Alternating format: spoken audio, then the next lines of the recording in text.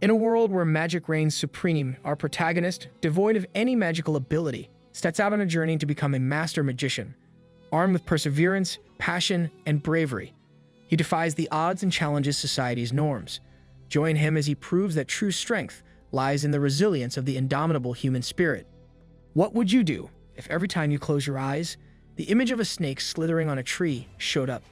A white snake with red eyes, its body radiant and almost angelic. And as it descended from the tree, it produced a red gem directly from its mouth, gently laying it down on a grassy field. Anyone would say that it's a beautiful snake, something otherworldly and mysterious. Perhaps everything that happens in this story starts with that snake and the red gem that it laid down on. Is it for him? Is it for our MC? As the snake lights up in a blurry haze of brilliance, it speaks and sincerely apologizes to Attilian. We don't know why, but the apologetic voice of the snake carries an indescribable sadness. From the comforting voice of an otherworldly being, the next thing that Attilian hears is a shrill and childish voice calling out his name in a panic. We see Attilian opening his eyes in a sleepy haze. The brat that woke him up from his slumber has been looking for him non-stop. He calls sleeping under the tree's meditation, and so do I. The brat has no time to explain what's happening, but it's urgent. There are a lot of bad people in the mansion, and they need Attilian's help. They even surround the master. Hearing that clears up any hint of sleepiness in him.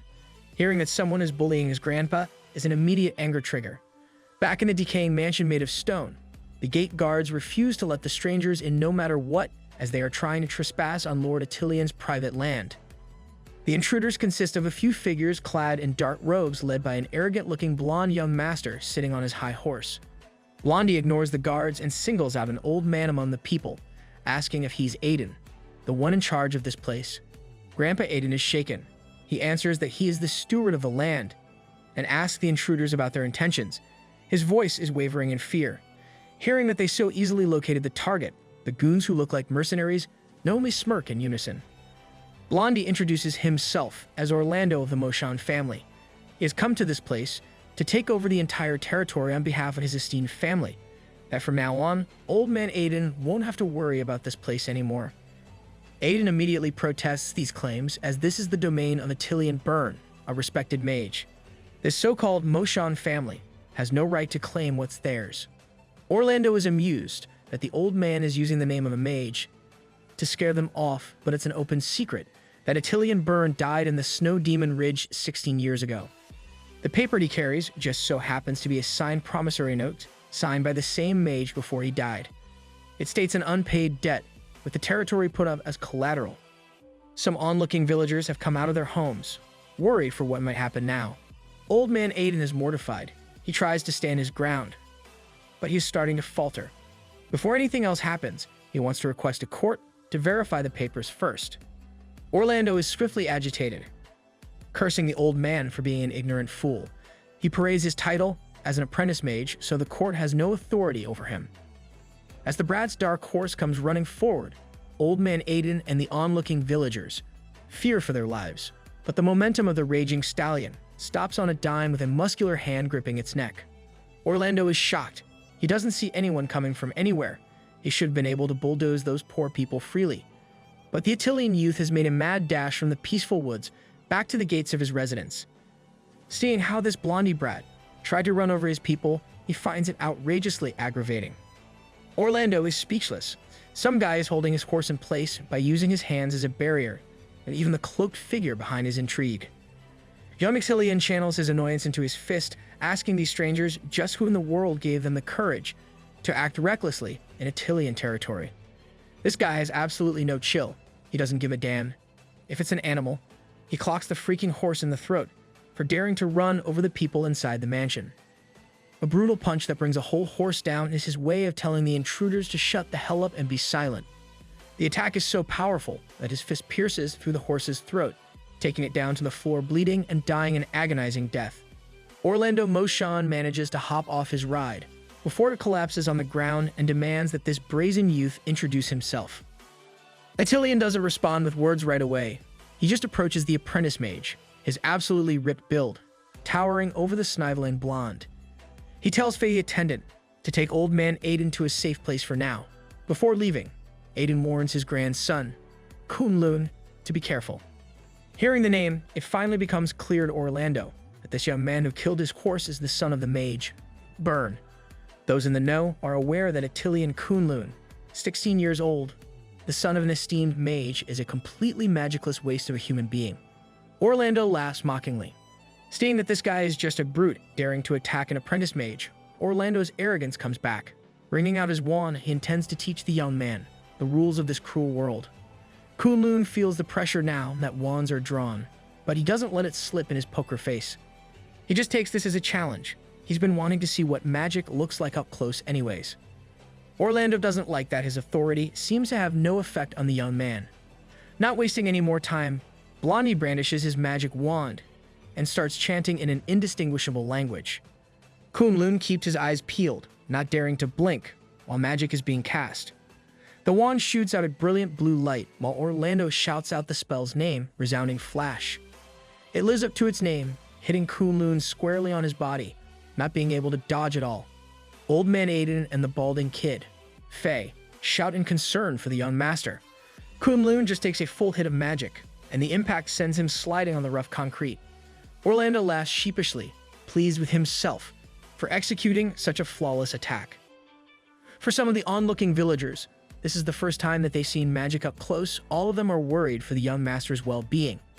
Blondie can barely hold back his laughter, and the joy of showing normal people the price of offending a mage like him.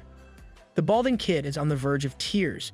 He wants to go to the young master's side to check, but the old man holds the kid back. Kunlun stays on the ground for a little bit more, processing what he just endured. He can see the vision now. Orlando's laughter stops, and a feeling of creeping dread starts to cloud his mind.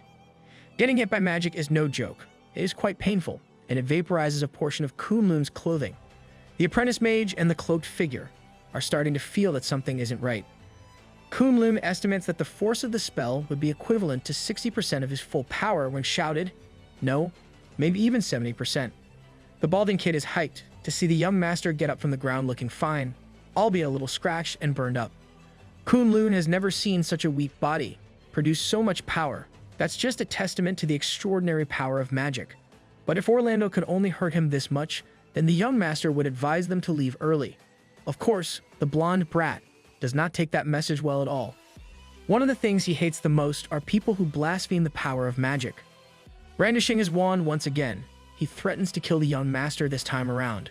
But before getting into the chant, Kunlun has seemingly teleported in front of Orlando's face with a closed fist, ready to make contact in the next split second.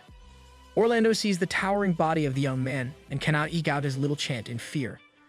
The cloaked figure sees everything happen in real time, shocked by the speed of the magicless young man. Just like what he did to the horse, Kunlun lands a solid punch on the bratty mage's face, reconfiguring Blondie's bone structure. It is so forceful that Orlando's head hits the ground and shatters the rough concrete, while his body is still in the air. Dark Cloak puts his hand up, a magic spell immediately forming, while demanding Kunlun to stop. Not taking the other people on the intruder party into account, the young master is caught off guard by the incoming spell. The fiery magic lands on his body, searing his flesh with a powerful force, causing Kunlun to throw up blood. This spell was on a whole other league compared to Orlando's. It planted Kunlun right into the mansion walls. The pain from taking a shot like that would have killed any other ordinary human in one shot. Old Man Aiden almost passed out, seeing his grandson in such dire straits. The balding kid might even go completely bald because of stress at this point.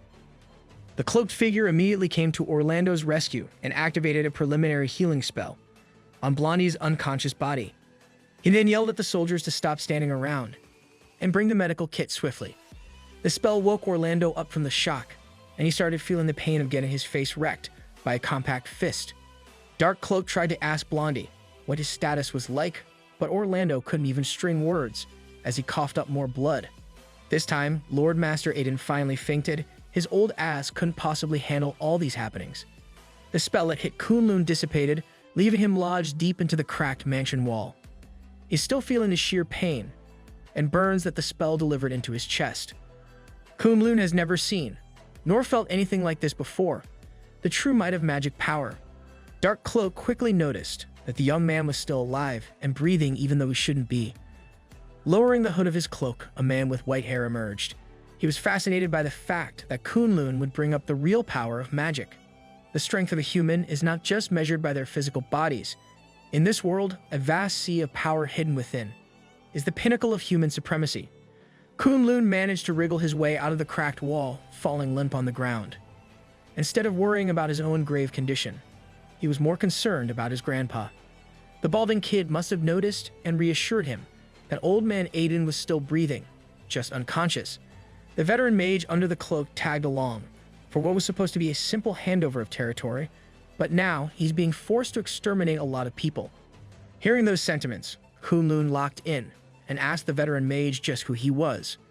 He obliged, introducing himself as the mage Nexen Zaid, warning Kunlun to get ready for the road to the afterlife. Orlando's puny spell might have been impressive, but what Nexen has is the true measure of magic: destructive, relentless, and deadly. Nexen reached his arm out and quickly cast a flame burst. This time, Kunlun had seen the spell coming from a mile away. He knew that dodging was out of the possibility, so blocking was the next best thing to deal with this thing again. Nexen mocked him for being a fool who thinks a normal human can defend against spells with such a ridiculous posture. Old man Aiden picked the worst time to wake up from his unconsciousness. Flame burst assaulted Kunlun's preemptive defense. The burning and high-impact pain in his arms was unbearable. Once again, he was pushed all the way to the mansion walls. But the Attilian young master is the type of person that thrives in difficulty, and there's nothing more difficult than tanking a mage's full-powered spell. Flame burst finally reached the zenith of its force, living up to the name and bursting into a bright light of fire. Nexen patiently waited for the fire and smoke to clear out and see the aftermath of his attack. Debris, ashes, and a thick white smoke filled the area, concealing what happened on the ground zero of the explosion. Nexen noticed some minute signs of movement, and he didn't like that at all. Attilian Kunlun stayed upright, fleeting sparks of flame still visible throughout his burnt arms. Even though he was literally burning in pain, his eyes say otherwise. Putting his guard up, it's his turn to attack now. Nexen was taken aback. He's never seen nor heard of a mortal resisting magic spells with pure tenacity. However, he still believes that this foolish behavior is as good as sending oneself to death. He loaded up the ultimate flame burst, a step up from his previous spell. But this time, Kunlun didn't foolishly wait for the incantation to end. He closed the gap as fast as he could and aimed his left foot at the veteran mage's skull. He's already mastered the old man's repetitive pattern and responded accordingly. Nexen panicked and hurriedly canceled his ultimate flame burst to conjure a magic shield. A transparent barrier made with magic stopped Kunlun's foot from stomping on the veteran mage's skull. This was his only chance to bridge the chasm between physical attacks and magic, but the magic shield was a troublesome thing. He's never heard of this kind of magic, a barrier that essentially makes every physical attack futile. To make matters worse, Nexen is capable of loading up another spell while keeping his shield up. A flame flash started coalescing in his left hand. Kunlun hurriedly got his guard up, trying to tank a point-blank explosion of magical power. Just like earlier, he was sent flying into the walls of the mansion, his favorite landing spot. Nexen did not dare take his eyes off the young man who continuously defied his worldview. Then he noticed that after their intense clash, a deep cut had been left on his cheek. A wound that should not have been possible, considering that he had his magic shield up the whole time. Kunlun's hands looked like they were burnt to a crisp. The specks of flame lodged deep into his skin. He looked like a flaming death god as he mocked Nexen, stating that those moves were useless against him. But it hurt. The burns hurt so much. It turned out that mages were more terrifying than he imagined. Those strange tricks were hard to guard against. Nexen was having an existential crisis, asking himself if mortal human muscles could feasibly achieve what this young man had. At this junction, the strange rumors regarding the Attilian family surfaced in his mind. Old man Aiden could not take it any longer. He tried to tell his grandson that they could just surrender the territory peacefully. But the young man assured his grandpa that he had already found a way to victory. The fighting thus far had destroyed a significant portion of the gate area. Orlando had regained consciousness, fuming with anger, pleading to his teacher not to spare a single Attilian. Blondie wanted a massacre. Nexen told his student not to worry. For hurting the young master of the Moshan clan, the Attilians would pay a hefty price. Besides, if the rumors surrounding this clan were true, then the Attilian boy must not be allowed to be left alive at all costs. With his superior recovery speed, Kunlun charged in once again. You must strike first and be strong. He couldn't give a mage the chance to cast another spell. He pushed himself to the limit, raining down punches like a JoJo character. Nexon found the technique incomprehensible, but the obvious response to a barrage of physical attacks was a simple magic shield. The only thing in the young man's mind was to kill these intruders that dared to take their land under their noses. Nexon called him a fool for pushing so hard, knowing full well that brute force could not break through magical barriers.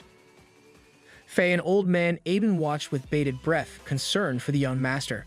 The onlooking villagers also put their hope and belief in Kunlun. They prayed and wished for Kunlun to come out on top. Nexon was running out of patience. It seemed like he had been too lenient, allowing the young man to entertain the thought of opposing a mage. But the farce ended now. Chanting in a strange language, Nexon conjured a mysterious magical circle. Orlando was the only one aware that his teacher was busting out a secret magic. Despite the pain of his injuries, Blondie's hater energy was stronger, yelling for his teacher to kill Kunlun and everyone who supported him. He had been yapping and yapping that he didn't see a flying chain whistle through the air. The chain eventually reached Blondie's neck, wrapping around like a coiling snake. At the other end of the metal chain was Kunlun's hand, yanking the young master of the Moshan family by the neck ruthlessly. Nexon noticed that his precious student was flying at incredible speeds, heading directly in his direction. The veteran mage was rattled and hurriedly took down his magic shield to catch the boy. Not even a second later, he must have realized the critical mistake that he just made. Kunlun was coming in from below like a hungry predator. Nexon refused to believe it. As a mage, he had been so used to standing above and beyond mere mortals. Kunlun mercilessly landed a nasty uppercut that swept the veteran off his feet, but Nexon was still chanting. Even with blood hemorrhaging all over the place, the veteran mage still had the presence of mind to continue his magic chant. That wasn't going to fly against Kunlun, though. He immediately yanked the chain out of Orlando's neck and transferred it to Nexon's. Holding the metal binding from end to end, Kunlun intended to interrupt the spell by choking the old mage out to stop the annoying chants. Kunlun had gotten a first-hand look at just how extremely dangerous mages could be, so he wasn't taking any chances. He took Nexon's frail body down to the ground and started tightening the chains more and more until air couldn't get in any longer.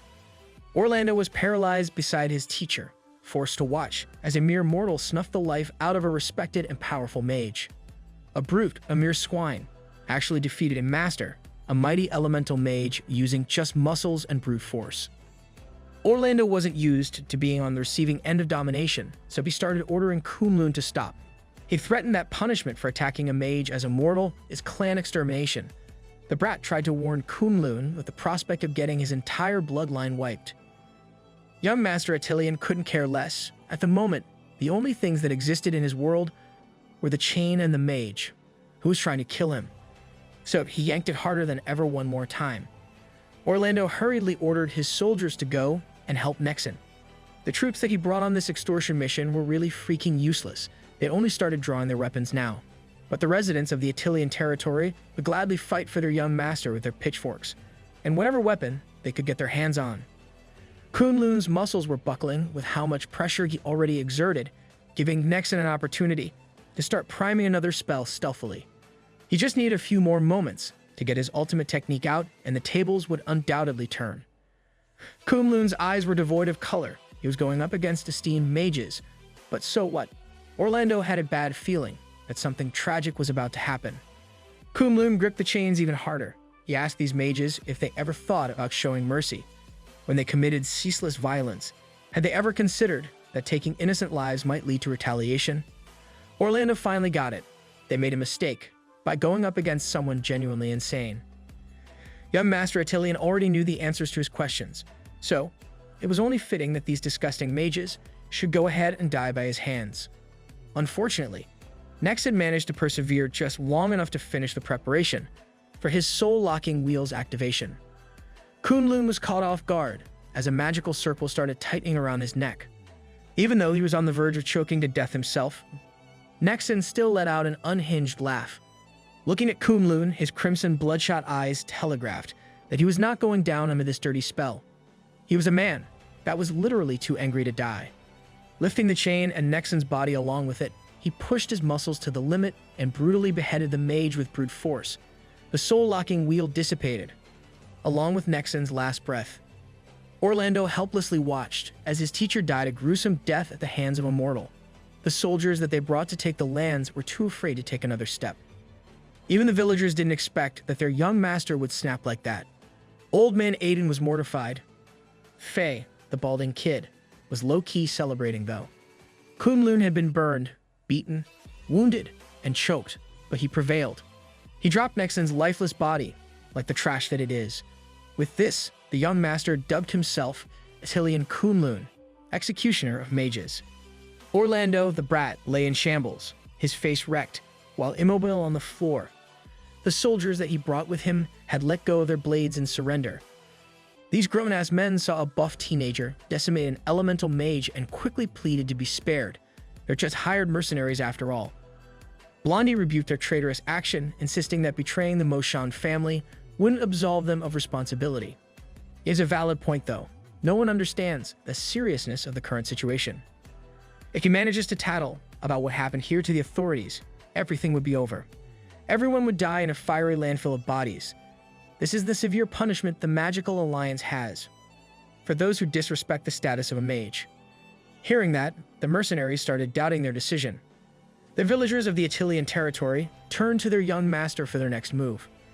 In the mansion's watchtower, the guard posted up alerted Kunlun of the arrival of someone coming from afar. A silhouette of a figure on horseback started getting closer and closer. Everyone's attention was focused on whoever was coming by. A few moments later, the figure became more and more recognizable, especially in the eyes of old man Aiden and Faye, the balding kid. The horse finally stopped in the middle of the crowd. A young woman with blonde hair, garbed in a scholarly uniform, surveyed the area of the commotion. Wait a minute! Who are you?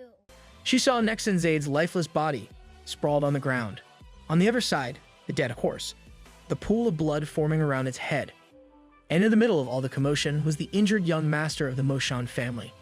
The gorgeous young woman commented that it looked like she came a bit late to the party. Orlando kept his mouth shut and observed the outfit of the girl. He managed to spot the emblem of the Rhine Academy hanging on her neck. Based on that, he presumes that she's also an apprentice mage just like him, a mage that he can ask for help. The mercenaries didn't dare to move a muscle after hearing that. She took her time to jump out of her horse. One of the apprentice mages that tagged along with the Moshan clan immediately gave her the rundown of how the villagers and traitorous mercenaries have committed the grave crimes of killing a mage and betraying their master. Orlando added that everyone should be subjected to the punishment of the kingdom and the Mage Alliance. If she assists him, he promises a generous reward. But their words fell on deaf ears. As she continued walking forward, Orlando even tried to grab her desperately. She only had her eyes on Kunlun, worried that he was injured. It's been a long time since they've seen each other. She's Isabella Kunlun's fiancé. I apologize, my boy. I wasn't familiar with your game. As he assured her that his wounds were just superficial, Orlando felt his world shattering before his eyes. The fact that these intruders injured her beloved did not sit well with Isabella. But she also knows that killing a mage is a grave crime, so this could spell trouble. Considering the circumstances, she suggested a wild idea. They can just go scorch earth on these intruders and kill everyone to keep the whole incident a secret. Then the lovers can elope and live a fugitive life. She's a keeper. The mercenaries who just come here for money started trembling in their boots. Even the haughty Orlando started sweating bullets. Kunlun asserted that there's no need to go through all that trouble when things haven't reached the point of no return yet. Killing all of them now would surely bring unbearable disaster to his people and territory. He wouldn't be able to live with the thought of abandoning everyone, nor can he involve Isabella and her family in this mess. The young woman felt her heart skip a beat at his thoughtfulness. He always thinks about not just her, but everyone no matter what. At this point, Kunlun thinks that there's still a way to resolve everything cleanly. As far as he knows, the kingdom's triennial mage apprentice grand examination is just about to begin. His grandpa and Faye were shocked to hear the implications of the young master's words. The mercenaries don't quite get it though. To deal with the matter at hand, Kunlun declared that he participate in the examination and become a mage. This conflict will be settled through a fair mage duel. The villagers looked at him like he was crazy. The balding kid thinks that the plan makes sense. If it's a duel between mages, the whole nature of the conflict changes. But his grandpa was worried about Kunlun on account of his poor magic affinity. The young man has always been unable to practice magic. Orlando couldn't believe how foolish the plan sounded. Kunlun is the famous muggle, with not a single ounce of magical aptitude in his body. That's also why Orlando's family sent him, to seize the property by force. But Kunlun believes that where there's a will, there's a way. Becoming a mage has always been his goal since he was young. For this dream, he is training for many years. He has the resolve to become a mage. Seeing his beloved, so passionate and resolute about his dreams, made Isabella fluster. Faye and old man Aiden couldn't help but believe the young man's words. Isabella lit up, and she was the first one to express her belief in her fiancé. She believes that whatever Kunlun says Kunlun will achieve. Faye followed suit with his bald head. He believes that the young master is invincible. Even the villagers have been so swept up by his passion that they started encouraging their young master to reach for the stars. The mercenaries kept their traps shut. Orlando didn't dare to run his mouth, but he was already berating them in his head for being delusional. Not just the young master, but even the residents have gone mad. They're not even magical beings, so what's the point of trying so hard? Kunlun walked towards the intruders and ordered them to take their useless blonde brat and leave, even though they'd seen what went down in this place. He doesn't want to keep anything secret. In fact, he wants them to tell everything that happened to the Moshan clan. He wanted the family to know that he was capable of defeating mages with his bare fists and that he could confidently destroy a third-rate family. They immediately took their useless young master and took their leave. The mercenaries even thanked him for sparing their lives. Kunlun turned around. They're not even worthy of fussing over. Deep inside, he just gained the ultimatum to go all in on becoming a mage. Like he said, he has always dreamed about becoming one. He grew up around other kids who always made fun of him. They frequently threw rocks and insults at him. They kept on telling him that his mother was a snake demon, and he's a child of a monster. They threw their rocks and laughed their mocking laughs, day in and day out. Even if they kept on pelting him with words and pebbles until he bled, the 7-year-old Attilian Kunlun never lost his indomitable spirit. But even back then, he always had some anger management issues, especially when his mom gets mocked and insulted. He would frequently get into fights, though they would be one-sided because of his inherent strength. He would regularly smash their faces and mouths on the ground until they cried in pain. The kids are brave when they're picking on someone weak, but the moment that Kunlun retaliates, they scatter like flies, in fear of the demon's child. He beats up everyone who insults his heritage, until he is feared. The moment he was brought into this world, he always carried a strange rumor. Being called the child of the snake demon is not good for a growing boy's psyche. He thinks it's because his parents left shortly after his birth. His only ally in their territory was his grandpa. It breaks the old man's heart whenever the child asks him if he's really the child of a demon. Old man Aiden dispels that notion every time, insisting that Kunlun's parents were extraordinary people doing extraordinary things. But the question in the child's mind remains, if they're so extraordinary, why would they leave their child? Perhaps they had no choice in the matter. Kunlun went on with life with his grandpa raising him, but everything changed when he encountered a peculiar mage hailing from the east. Their first encounter was quite memorable. He was an angry kid who immediately wanted to beat up everything in sight, just so no one would look down on him. The peaceful mage remained amicable and comforting, though. He's a monk who doesn't tell lies. Everything he says stems from witnessing everything with his own eyes. Kunlun learned of the tale coming from the distant east, where a city built by mages was located. Lyrian City, also known as the Mage capital. At the center of the capital stands a majestic tower named Rafa, and under Rafa is Lyrian City.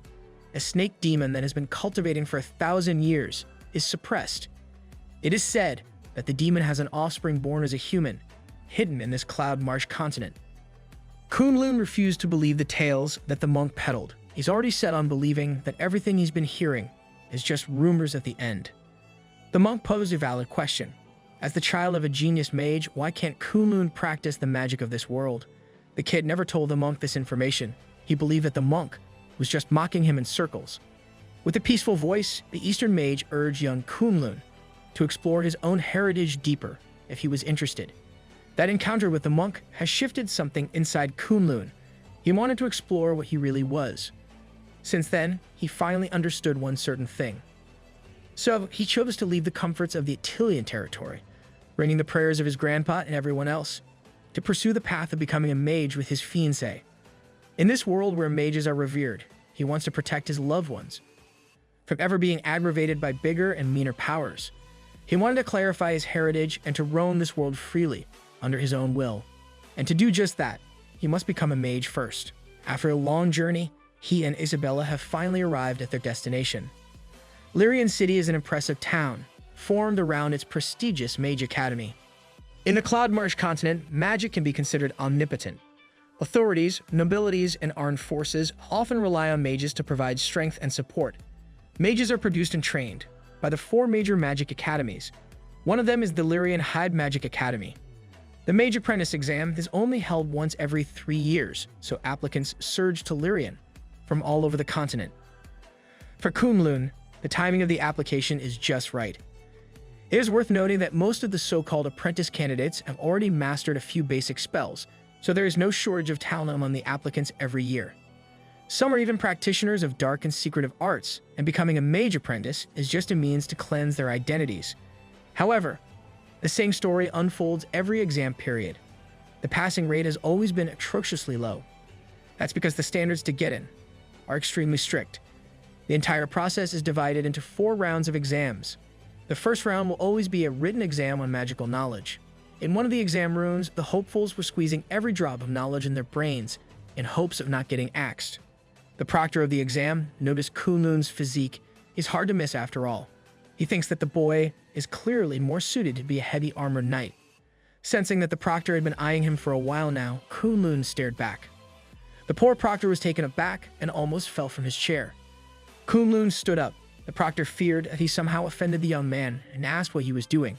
It turns out that Kunlun was just handing in his paper, as he was the first one to finish the written exam. Mr. Proctor finally breathed a sigh of relief. He instructed Kunlun to go to the hall and just wait for the results. Mr. Proctor couldn't get over the imposing aura that the big guy gave off, but he doubts that the young man could pass the exam if he rushed too fast. A few moments later. The bell in the clock tower started ringing. Its clanging could be heard throughout the entire academy. The examinees were confused. No one knew what was going on. No one knew who said it first, but the applicants started flocking towards the hall for the written exam takers. Some rumors were circulating that the bell tolls the song of wisdom, a sound that rings in case all previous exam records have been broken. Everyone waited with bated breath as the wall of announcements slowly revealed the first place of the exam. This time, a sacred glyph text has appeared. Some hopefuls have taken the exam and failed multiple times for years, and they've never seen something like this happen. The one who took the first place was none other than Attilian Kunlun. Isabella immediately congratulated her man for breaking the written exam record. But this much was already within his expectations. To change his inability to cast spells, he tried all sorts of training methods, physical or mental. He even studied every book related to mages in the kingdom's library. Some applicants heard him say that taking the exam was no big deal and were ticked off. But when they saw just what kind of monstrous figure those words came from, these puny mage examinees deflated like a balloon. They were forced to meekly congratulate Kunlun with the biggest smile that they could muster. Isabella couldn't care less about these other applicants. She just took his hand and led him to the second exam site. Inside the academy, we look at the examiner's office after the bell tolled the song of wisdom. Yuji, the chief examiner, found the whole thing downright ironic. An academy instructor came from his opinion regarding the bell, but Yuji was of the idea that the record was broken in a disappointing fashion. They have just been alerted that the one with the highest score is actually a muggle with no magical aptitude. For the mages of the academy, this was such a ridiculous situation, stemming from their outdated examination system. The chief examiner was certain that the second test would weed out the muggle that just lucked out. The test in question is the platform of trials. The examinee stands in the center of a platform, and it will generate a formidable magical pressure. Examinees must fully utilize their magical power to resist external pressure. As the pressure increases, the magic rings on the platform will light up one by one. They will only pass the test if they manage to endure until the magic ring's light forms a closed loop. Isabella was quite worried for her man. She wanted to know what his strategy would be for the platform. Kunlun revealed that he hasn't formulated any plans at all. He believes that some things are just meant to be faced. Upon arriving at the second test site, the supervisor immediately analyzed him from head to toe. The old man ultimately chose to halt Kunlun from advancing any further. He thought that there might be some misunderstanding, as he had his admission ticket with him. Mr. Supervisor insisted that the ticket wouldn't work either and promptly asked Kunlun to leave. The young man was taken aback and demanded a reason as to why. The supervisor was chasing him away because of the simple fact that he didn't have any magical power in his massive body. The old man has been supervising this exam for over 40 years, and you can see the condition of examinees at a glance. Kunlun calmly quoted Lyrian Had Magic Academy's examination regulations, Article 24, which states that eligibility for the second test is determined by the results of the first. But the old man refused to budge, warning him not to bother with useless things, that Kunlun is just gambling for a chance that many tried to take and failed.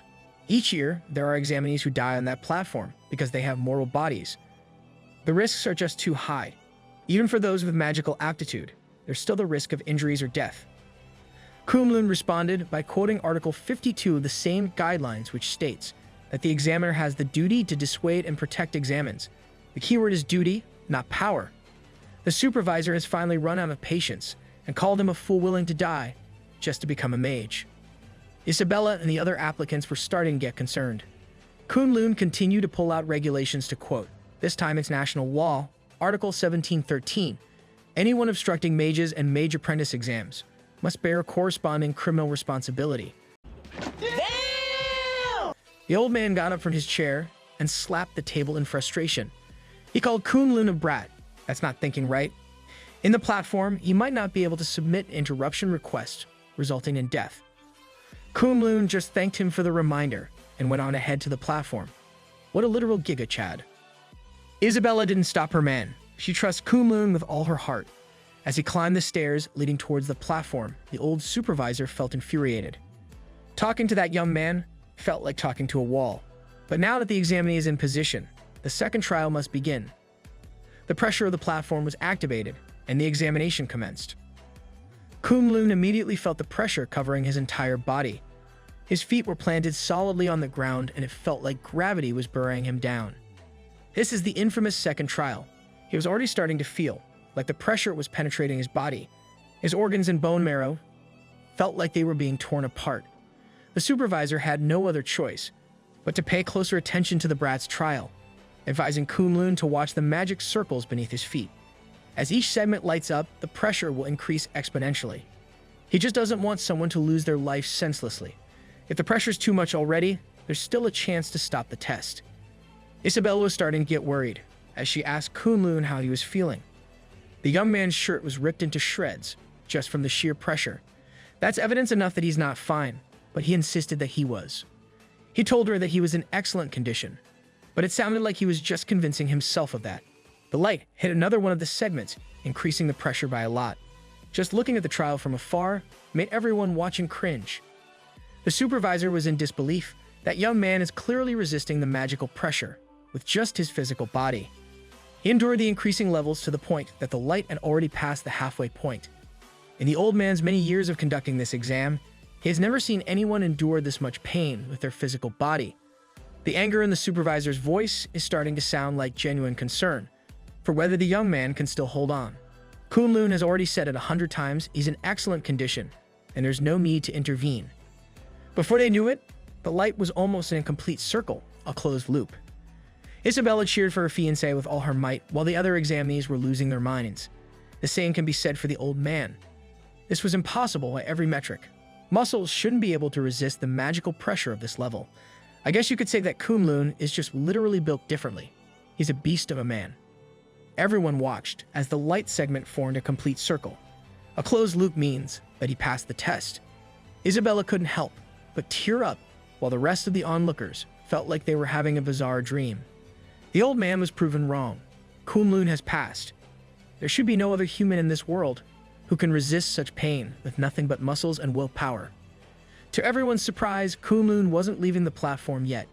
He was just waiting for the old man to up the challenge, as he wanted to take the final platform test. Now this time, the supervisor doesn't have enough brain matter to be blown. The young man actually wanted to take the final secret test. The final test, also known as the infinite stage test, is something that only a few people dared to attempt. The trial platform will continuously increase the pressure until the highest recorded limit has been broken on the platform. Isabella wasn't expecting this plot twist. Kunlun already got the pass, yet he still wanted more. Gritting his teeth, Kunlun just told her to stop speaking nonsense and urged the old man to activate the infinite stage test. Once the second light started to go around the first segment, Kunlun almost lost his footing and succumbed to the debilitating pressure and pain. He started throwing up blood, but continued to muscle through the process. The young man tried to tuck his arms closer to his body. He also adjusted his feet according to the pressure's direction, and finally recovered his indomitable stance like an absolute monster. He's just like me, for real. Isabella can't watch any longer. Seeing her beloved in so much pain was just too much. Other examinees already had their minds broken. The exam supervisor went on a wild ride, from being a skeptic to someone who just wanted Kunlun to pull through, against all odds. Outside of the examination building, things seemed calm and business as usual, until another toll of the bells echoed throughout the academy. Chief Examiner Yuji was flabbergasted to hear the same thing, twice in a single day. The other examinees were stunned to hear the second ring of the bell praising the wise. It's not every day you see long-standing records get broken. Everyone quickly rushed towards the announcement board from the trial hall to check what was up. Some thought that the bell might just be malfunctioning at this point. Meanwhile, the culprit of all the commotion is battered and wounded severely after going to such lengths on the platform.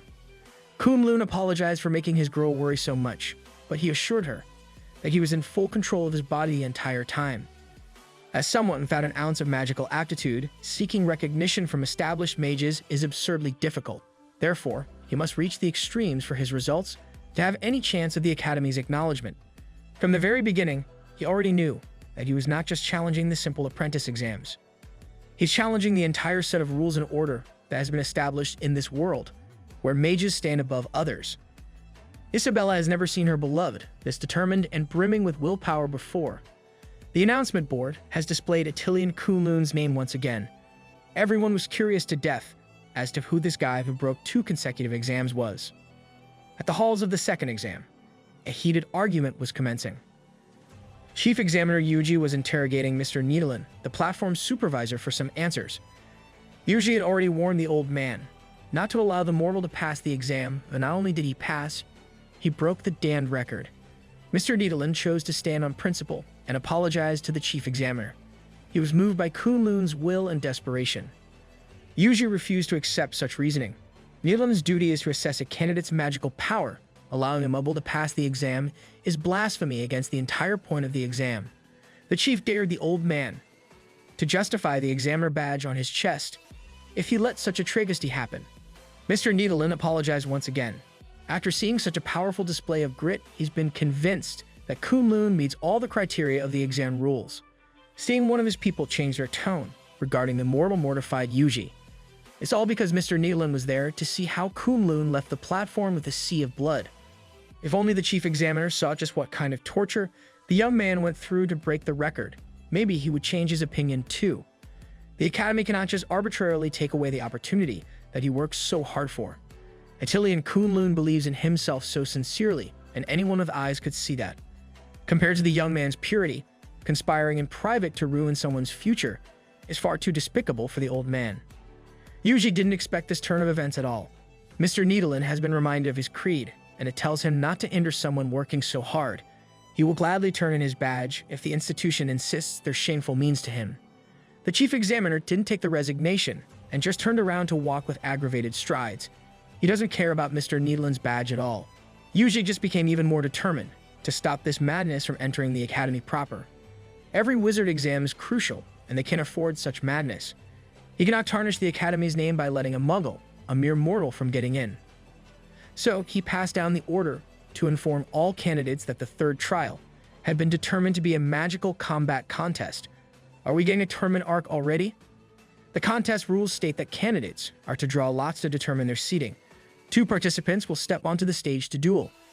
Both sides must use magic wands for the contest, and the one who triumphs with magic will be declared the winner. Candidates must bring their own magical instruments. Those who win will continue to compete against each other until the final 40 are selected, passing the exam. The contest will begin the next day, so everyone will have half a day of preparation for what's to come. Most of the examinees did not like the sound of this third trial. Some of them have learned offensive spells, through private tutors. The fact that candidates can bring their equipment also gives an advantage to the young masters of rich clans. But money can also be considered part of one's strength. But the rules of the duel were seemingly targeted towards Kunlun. Even Isabella was struggling to think of how to skirt through the rules. For now, they can only shop around for some magical instruments. This shouldn't be much of a problem, given that Lyrian City is a city that emerged because of magic. There are dozens of magical instrument shops alone. The first one that the lovers visited was the Mithril Magic Equipment Shop. Kunlun picked up a regular-sized wand that looked miniature in his hands. The attendant was afraid that just a slight touch from his muscular hands would break any items in the shop, chasing them out. That became the constant reception to Kunlun in magic shops. Isabella urged him not to get discouraged, as there were a few more shops they hadn't visited on the west side. But Kunlun had seen enough. He just wanted to confirm something again. The fact that he can't activate magical instruments is a fatal flaw for tomorrow's contest and its rules. While they were walking and minding their own business, a group of thugs in an alleyway ordered them to stop. Kunlun and Isabella quickly looked back to the source of the threatening voice. There was a sickly fellow with a dark cloak, a mummy dude, and they were being led by a heavily armored hammer user. Isabella identified them as the Broken Sky Gang. Looks like they accidentally stumbled into their territory. The Broken Sky Gang is a group of fallen knights and abandoned apprentices who formed a criminal organization. Their eyes were set on Isabella, an apprentice mage. Kunlun got the rundown of the situation and wasn't fazed at all. It's just a bunch of small fries helping each other out. Given that there are only 3 enemies, Isabella thinks that they can escape without problems. But Kunlun already sensed that there were 5 people with 2 waiting to ambush them from above. He caught an arrow that was meant to pierce through his girl's skull. The momentary distraction gave the main force a chance to close the gap and overwhelm the lovers forcefully. They were efficient, but they picked the wrong target today. Kunlun easily neutralized the ambusher with his fist. Then, like a savage, he threw the same arrow that he caught to stab the one hiding in the shadows. The sickly mage started chanting his fire spell, determined to burn down the lovers. Kunlun has seen better fire spells than this one. He just slapped the fire to the sides nonchalantly. This Broken Sky Gang only knows one thing: petty tricks. That's exactly what the mummy was doing. After all his allies attacked, he came in sneakily to target Isabella. The young man just grabbed his bandaged head. One hand was enough to cover the ruffian's whole face. Kunlun proceeded to throw the mummy back into the sickly mage as if he were bowling using thugs. But all those previous attacks were just a precursor for the Hammer Knight's turn. He bashed Kunlun's head with full power. Isabella saw how the hammer bashed her man's skull brutally. Hammer Knight was infuriated for losing so many of his elite staff in just a few bouts. His biggest mistake was running his mouth instead of finishing the job. When Kunlun turned around, his chilling gaze fell upon the criminal as blood streaked through his head. The Hammer Knight panicked. It felt like he was staring into the eyes of a monster. Kunlun grabbed the knight's whole head and swiftly bashed it to the nearest concrete. He grabbed the hammer away from the rat, which can only resort to sneak attacks from behind. Isabella was worried, but he immediately dispelled her concerns, telling her that he was fine. The next thing he knew, the hammer in his hand was already emitting a powerful magic that was slowly turning his left hand and arm into ice. This magic quickly spread, almost reaching his shoulders in just a few seconds. They made a mistake. Kunlun grabbed a weapon enchanted with ice magic without any precaution. While most of the knight's teeth were knocked away, he still laughed like a madman, seeing the young man falling for his ice magic. Kunlun was initially rattled, but quickly regained his composure. Now he was just fascinated that these kinds of weapons exist too. Bro just got handed the perfect weapon for the 3rd trial. While still in a chokehold, the Hammer Knight began gloating and cursing at Kunlun, asking him if he felt the extremely unpleasant frostbite spreading. The frost would spread throughout his body and Kunlun could freeze to death once the chill reached his heart. Isabella worriedly asked him how he was feeling, and Kunlun seemed oddly fine. He was fascinated by the light of the ice magic, as if an idea had just popped into his head while being slowly encased in frost. Breaking free from the spread of the frostbite looked like the easiest thing for the young man to do. He just flexed his arm muscles a little bit, and the magic was dispelled. The Hammer Knight could not believe his eyes. His trump card was turned into a party trick against the big fella. His girl asked him if the frost magic left any complications of some sort, but it clearly did not. As he tightened his grip on the knight's neck, Kunlun cheerfully informed Isabella that he might have just found a way. to participate in the third trial with no problems. The next day came, and the skies were as clear as ever. A perfect day for deadly combat sports, if you ask me. The host of the third trial demanded every candidate's attention before they started. Next up is the third trial of the Mage Apprentice examination. In the massive Coliseum of the Academy, those hoping to get into the prestigious institution would be participating in the Magic Combat Tournament. The host asked for the nervous contestants to enter the arena in an orderly manner. Isabella was left in the stands to watch as she cheered for Kunlun to kick some ass today. He smiled and promised to do his best in return. In the line on the way to the stage, the other applicants couldn't help but comment on the huge guy standing among them. They think that Kunlun and his massive wrapped-up equipment must have mistaken this trial for a Knight Apprentice arena. But some are serious about this thing. They know that the Magic Arena is not a place for comparing sizes or whatnot. The one who made the comment is known as the Genius Youth, Diffuk. There are rumors going around that even if he looks like an elementary school student, his strength cannot be underestimated. In the viewing room up in the examiner's office, Yuji carefully eyed the applicants. The modification of the rule clause to express that contesting parties must use magic tools and magic itself to attack is way too cautious and specific. Yuji designed the rules for the honor of the Academy. He thinks that his regulations are just targeted enough. Ending the Muggles' stellar exam run on the arena floor would be the safest approach. The host of the tournament urged the chief examiner to rest assured that the arrangements have been made to legitimately end Kunlun in the third trial. Now that the examinees have gathered, it's time to line up according to their draw numbers. They quickly gather around the announcement board to see the groupings of the tournament.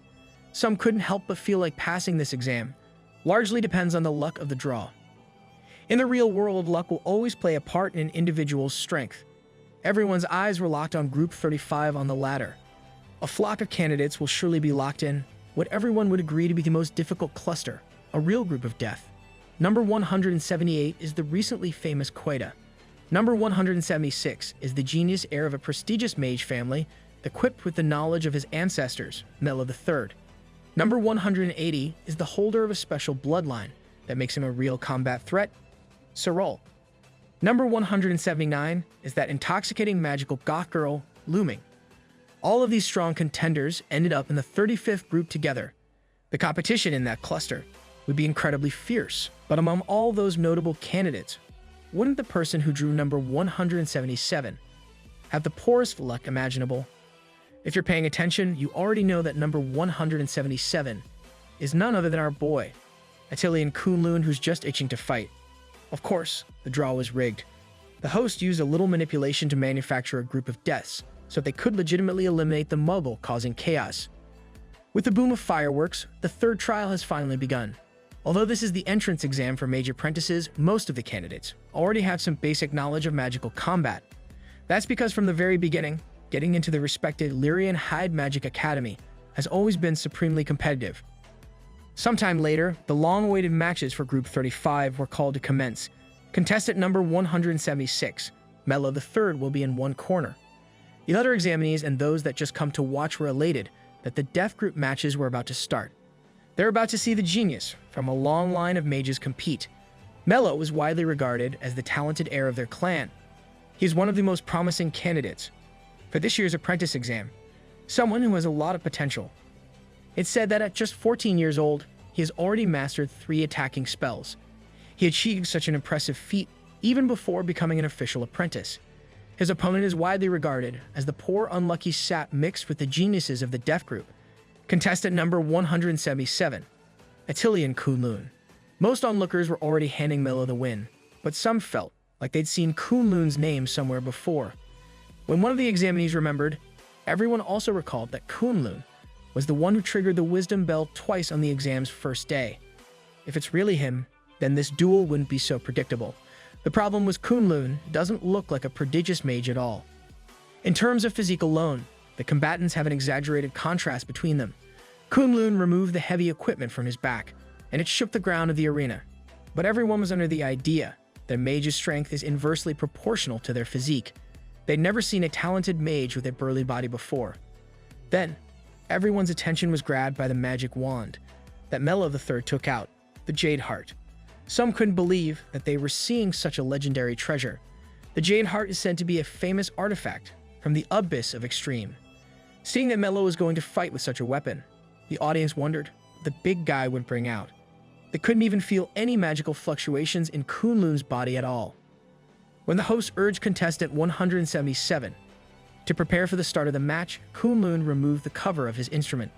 It was a freaking caveman club of unfathomable weight. While gripping the club, he apologized for his magic wand being a little oversized. This guy brought a tank to a gunfight. Mello was speechless at the sight of what his enemy had brought out. The audience was equally shocked to see such a brutish weapon on the wizarding stage. They'd never even seen anything like it.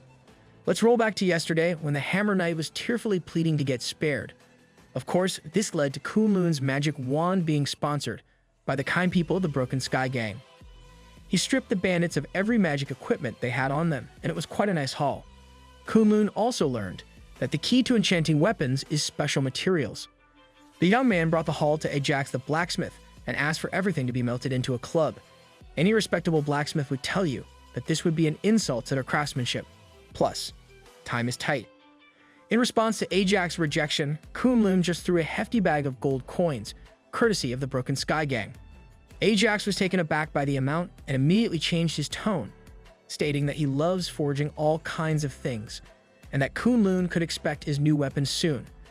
In the end, with the full support of the enthusiastic sickly mage of the gang, the enchanted abomination Kunlun calls a wand is finally completed.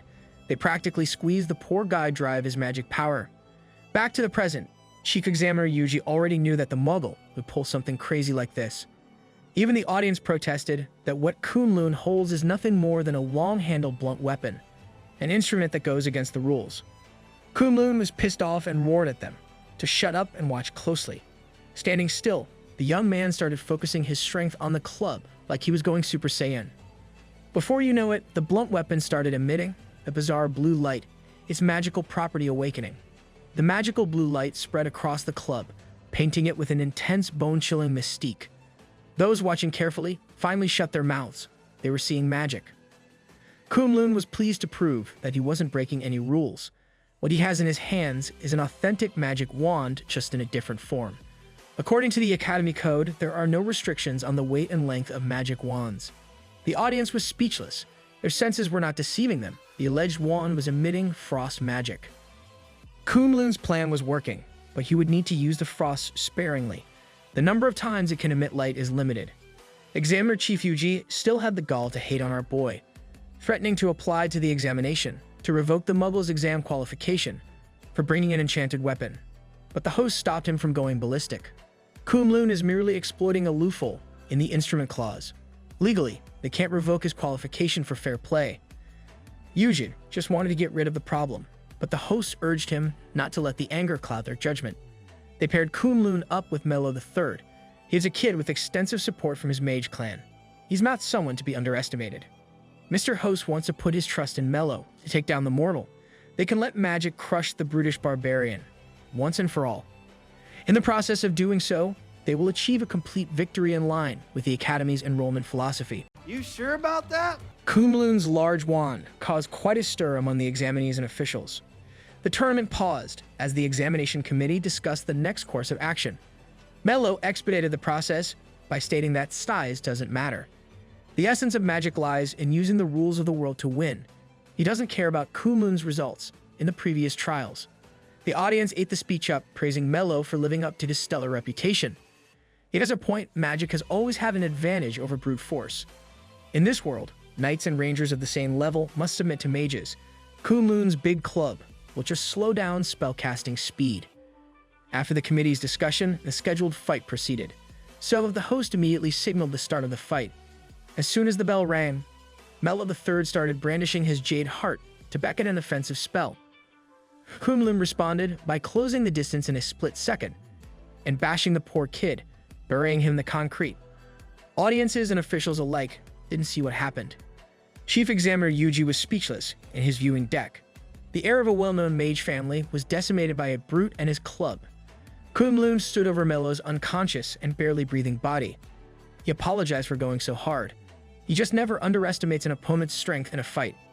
Now the people watching were starting to realize just how stupid their arguments were. Kunlun had to call the medics while everyone was stuck with their mouths open. The genius Mello has been eliminated. The winner is candidate 177, Attilian Kunlun. Isabella was the only person in the stands, proudly cheering for him. When the shock from what happened started dying down, the other examinees demanded an answer. Even the host up in the examiner office was questioning his worldview. Yuji was seething with rage.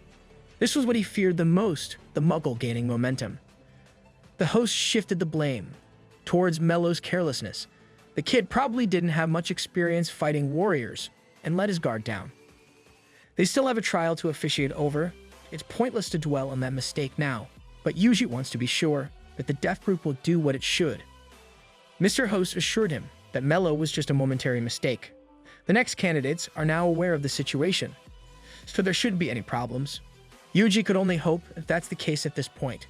The referee called candidate 177 to step down as it was time for the other scheduled fights, but Kunlun wants to request a guarding challenge. The referee didn't even know what the young man was talking about with this guarding challenge request. According to Kunlun's research, the only way to challenge the record of virtuous echo in this event is through a guarding challenge, explained in Article 2, page 43 of the Academy Examination Regulations. The referee had to bust out the handbook just to check since it's been so many years since anyone has evoked the clause. Kunlun's request quickly reached the ears of the other examinees. Even they had no idea what a guarding challenge meant, but it was obvious. It meant that Kunlun wanted to stay on the stage and challenge all competitors in this year's competition through a rotating battle. The crowd's initial reaction was that Kunlun's too arrogant for someone that just defeated Mello through a sneak attack. But Chief Examiner Yuji saw an opportunity in that. He ordered the acceptance of Kunlun's bizarre request, thinking that the muggle was just asking for trouble for himself. The announcer broadcasted that candidate 177, Attilian Kunlun, will undergo the hidden trial. Other candidates will take turns as challengers, based on their numbers. In the entire history of the Academy, the highest record for the virtuous echo in the guarding challenge is 17 people. Hearing the official approval stirred even more chaos in the examinees. They thought that the brute was being too arrogant and insulting their capabilities. The next challenger went up to the stage by himself. Based on the candidate numbers, he should be the next fighter. The rising star, Queta. The other examinees unanimously supported the promising mage. Queta quietly smiled. He thinks that beating the arrogant brute will be a great opportunity to make a name for himself to accelerate his rise. But he won't make the same mistake of underestimating the enemy as Mello did. He saw just how extraordinary Kunlun's agility was. Queta stood at the edge of the stage, keeping a sufficient distance from Kunlun. The crowd cheered for this strat. Mello lost before being able to cast a spell, and Queta is cognizant of the fact that the advantage of a mage lies in ranged attacks. When the referee signaled the start of the fight, Kunlun suddenly vanished. Queta was ready for speed, but not that much speed. Even though the monstrous young man is already upon him, he still has an instant spell ready to burst. It should be even faster than how a human can move. Finishing his quick chant, Thunderbolt was unleashed. The spell successfully connected to Kunlun's body, electrifying him. But this much voltage was useless, just a tickle. The club strike, on the other hand, was nothing but deadly force. It sent Queta flying out of the ring, his body firmly planted within the stands.